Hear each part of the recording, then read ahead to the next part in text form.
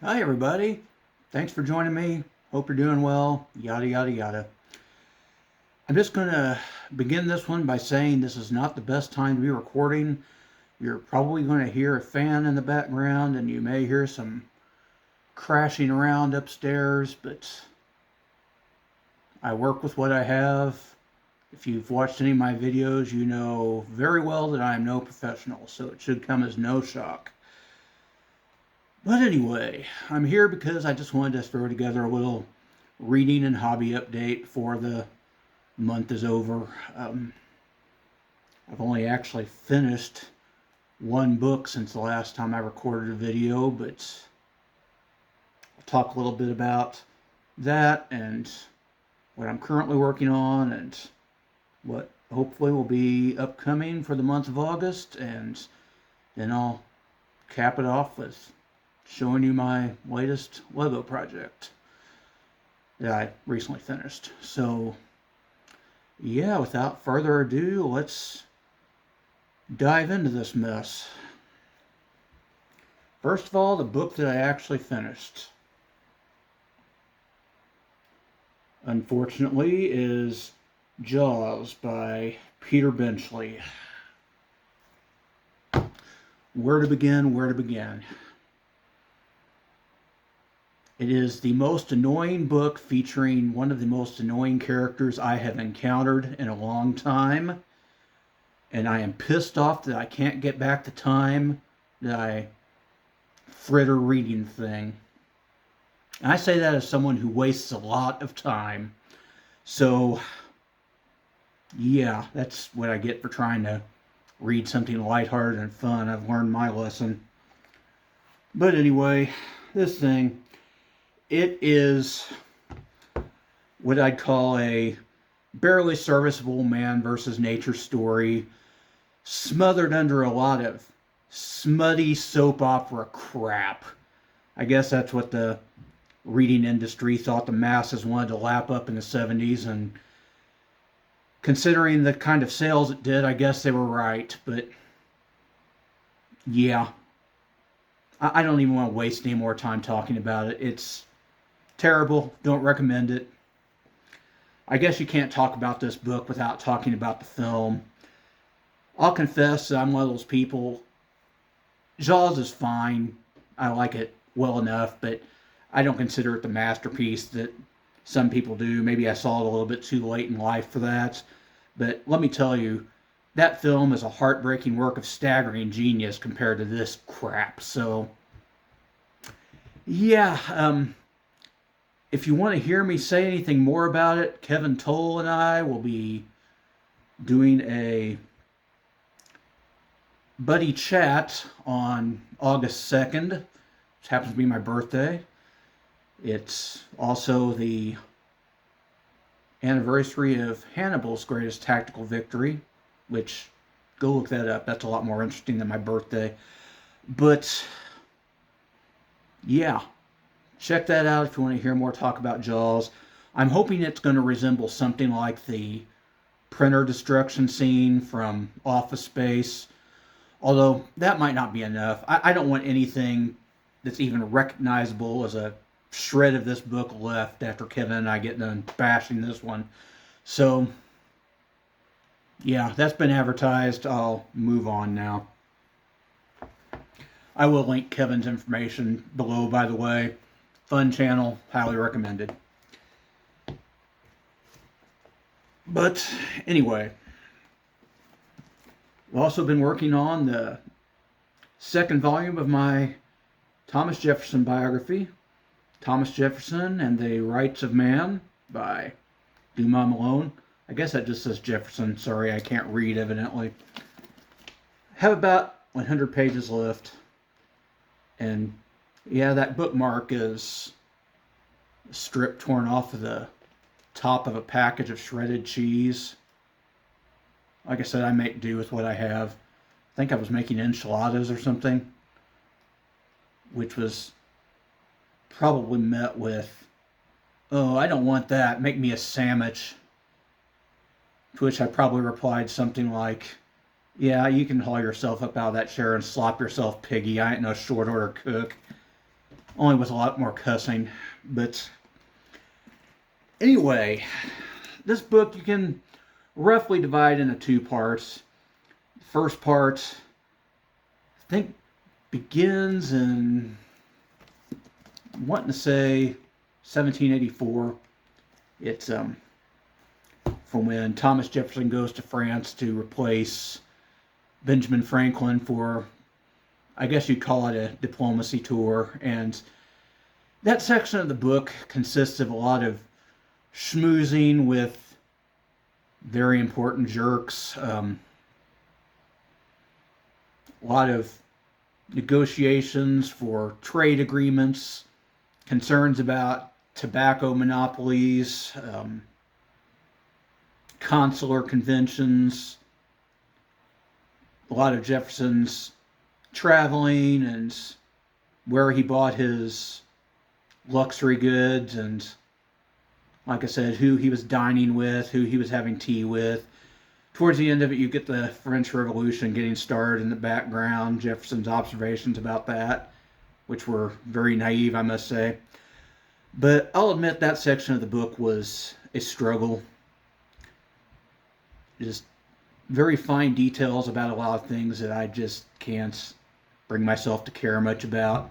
I mean, it had its moments of interest, but yeah, I had to push through that. But when I hit the second half of the book, which covers more Jefferson taking over as the first Secretary of State under George Washington when he came back from France, it's gotten a lot more interesting because we're dealing with the trouble in paradise, the gentlemen's disagreements, gentlemen, if you will, between the likes of Madison, Jefferson, Adams, and so forth. Yeah, slap fighting is always a lot more interesting than concerns over consular conventions, and starting to get into the construction of the federal capitol on the Potomac, which ended up there as part of a compromise over a national bank, and assuming debts and all that. So yeah, it's definitely become more interesting for me. I'm looking forward to finishing it. And if I was smart, I would probably keep up the momentum and head straight into Volume 3, Jefferson, The Ordeal of Liberty, which I guess covers everything up until his first presidency. But I'm not smart enough for that. I got distracted by a shiny thing. The Historathon Discord is doing kind of a group read on this book, Citizens, can't quite read that. A Chronicle of the French Revolution by Simon Schama. And like I said, I was distracted because it certainly sounds interesting. I mean, at the very least, there's going to be assembly line decapitations. I mean, that's always got to be something. But I really know very little about it, other than the fact that Newsweek says it's an exuberant new epic history, ellipsis, a work of rare brilliance. I'm sure that wasn't at all fawning, but yeah, I'm curious about it, and there was a group reading it, so figured I'd jump aboard and see what it's about. And I hope I can get back into this before the month is over, but I ain't kidding myself. We'll see, though. Pipe dreams, that's what these videos are all about, I guess. But another thing I will be reading this month, I will be joining Patrick, the Patrick's Book Reviews channel.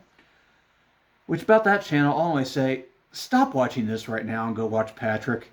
I mean, he offers up fascinating Thai flora and fauna, and he gives well-reasoned and presented commentary on great books.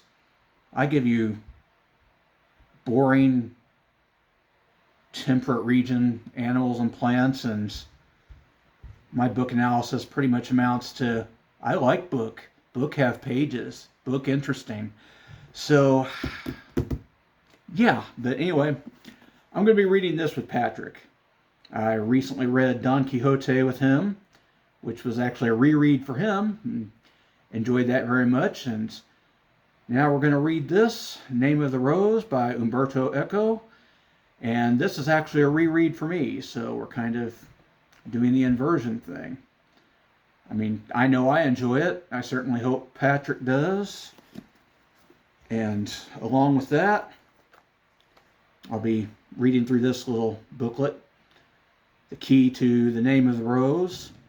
It's kind of a little bit of a exposition on some of Umberto Eco's more esoteric references, and it also translates all the untranslated Latin in that novel, which there's quite a lot of it.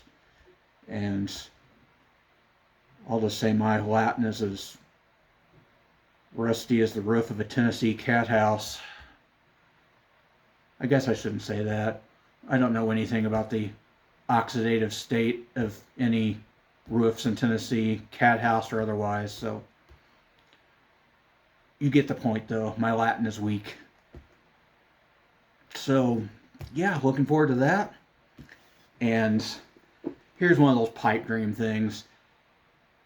Heresy comes into play a lot in that novel, and I have this book about medieval heresies I have been wanting to get into for a long time. It would dovetail in an interesting way with Name of the Rose, but am I going to get to this? Of course not. I don't even know why I'm bothering to show you, but like I said, pipe dreams. But that's the end of my reading update. Before I show you the Lego project, I'll just say my next hobby is going to be a jigsaw puzzle. Again, because why not? What else do I have to do? Geez, sometimes I hate the very matter that I'm made out of. But I'm not playing games. I'll just show you. There it is, 1,500 pieces. Some kind of cottage in an unlikely setting. But this is another request. I'm kind of helping decorate an office before a new semester gets started, so yeah. My next project. I'll be holding despair. But after the edit here, I will show you the Lego project, and then I'll bring an end to this hoedown. So see you on the other side of darkness. Okay, there's your Huckleberry.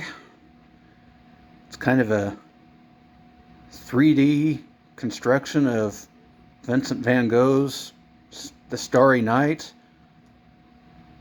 This was by request. I live with a big Van Gogh devotee. Wish I could tell you something about it. I've seen the painting. I've heard of Van Gogh. I think he did this one while he was in an asylum, didn't he? But yeah, that's about all I can say. I really don't know much about art. But in terms of the project, I'll just say this one took a lot of patience. I think you can probably see from the colors that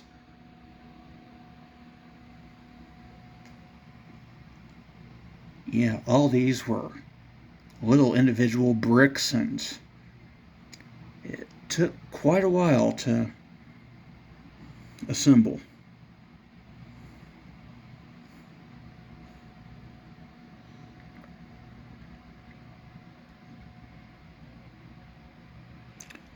I'm not even sure what this thing's supposed to be. Maybe I should have done some research before doing this, but I didn't, so here we are. Yes, this is supposed to be Van Gogh himself painting the thing.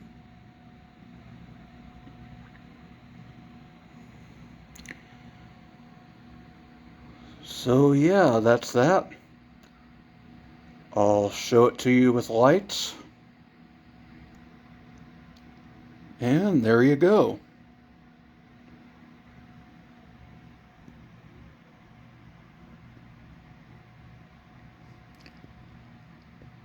Kind of wish there'd been light behind a couple more of those stars, but the wiring was quite extensive as it was, and a lot of the other wiring sets for this one I thought looked a little over the top. This at least had some degree of subtlety to it. Can't hardly pick up the crescent moon shape on camera with that light on. But there you go. I've said what I have to say. If you've stuck with me, I thank you very much. Hope you got something out of this, and I'll try to have a more positive attitude about things next time. Although, knowing me, that could be a tall order. But, till I speak with you again, I hope you're doing well, enjoying what you're reading. Take care. Later days.